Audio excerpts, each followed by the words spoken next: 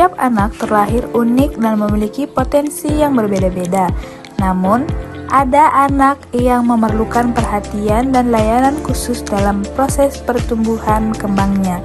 Anak ini dikenal sebagai anak kebutuhan khusus. Untuk dapat memahami kebutuhan mereka secara tepat diperlukan sebuah proses yang disebut asesmen. Pada video kali ini, kita akan membahas apa itu asesmen bagi anak kebutuhan khusus, tujuan asesmen, jenis-jenis asesmen, serta pentingnya peran berbagai pihak dalam proses tersebut. Teman-teman, tahukah kamu asesmen bagi anak berkebutuhan khusus adalah proses pengumpulan informasi secara sistematis untuk mengetahui kemampuan, kebutuhan, hambatan, serta potensi yang dimiliki anak. Asesmen tidak bertujuan untuk memberi label atau membandingkan anak dengan anak lainnya, melainkan untuk memahami kondisi anak secara menyeluruh. Melalui asesmen, pendidik dan orang tua dapat mengetahui bagaimana cara terbaik untuk mendukung perkembangan anak, baik di lingkungan sekolah maupun di rumah.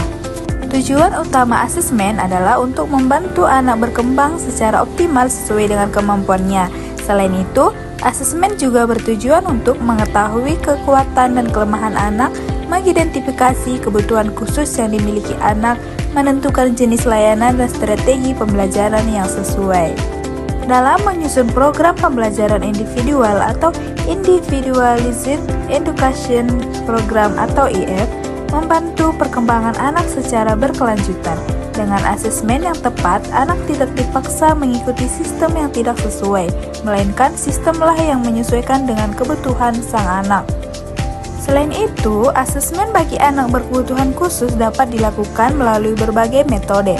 Beberapa di antaranya adalah observasi langsung terhadap perilaku dan aktivitas anak, wawancara dengan orang tua atau wali, serta penggunaan alat tes perkembangan dan kemampuan. Nah, selanjutnya aspek yang dinilai dalam asesmen meliputi kemampuan kognitif, bahasa dan komunikasi, motorik halus dan kasar, sosial dan emosional, kemandirian, serta kemampuan akademik. Proses asesmen sebaiknya dilakukan dalam suasana yang nyaman dan tidak menekan anak, agar hasil yang diperoleh lebih akurat. Teman-teman sekalian, kamu harus tahu asesmen juga bersifat berkelanjutan, artinya penilaian dilakukan secara berkala untuk menyesuaikan program pembelajaran dengan perkembangan anak dari waktu ke waktu. Nah, keberhasilan asesmen tidak lepas dari kerjasama berbagai pihak. Guru, orang tua, psikolog, terapis, dan tenaga profesional lainnya memiliki peran penting dalam memberikan informasi yang sangat dan saling melengkapi. Orang tua berperan sebagai sumber informasi utama tentang kebiasaan dan perkembangan anak di rumah. Sementara itu, guru dan tenaga profesional membantu menilai kemampuan anak di lingkungan belajar. Kolaborasi ini sangat penting agar hasil asesmen benar-benar mencerminkan kebutuhan anak secara utuh.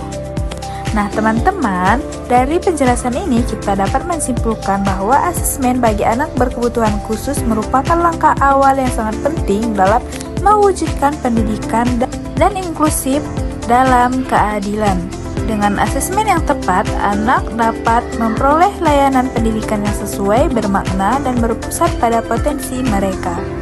Nah, dengan itu, mari kita bersama-sama menciptakan lingkungan yang mendukung tumbuh kembang anak berkebutuhan khusus agar mereka dapat belajar, berkembang, dan berprestasi secara optimal dalam kehidupan sehari-hari. Sekian video dari saya. Jika ada salah kata, saya mohon maaf. Sekian dan terima kasih.